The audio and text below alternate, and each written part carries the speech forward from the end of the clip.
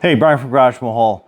Today I have a convertible battery, and it's a 20 volt 9 amp, or it can be used as a 60 volt 3 amp battery.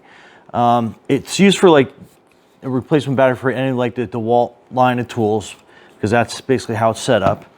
And I just need a bigger battery. One is my main impact tool. I use this a lot, and you can obviously tell from all the grease and the lack of markings, and because I'm wearing gloves because it is so greasy. But this impact tool I use on a regular basis, so it just shows you that this does work for DeWalt.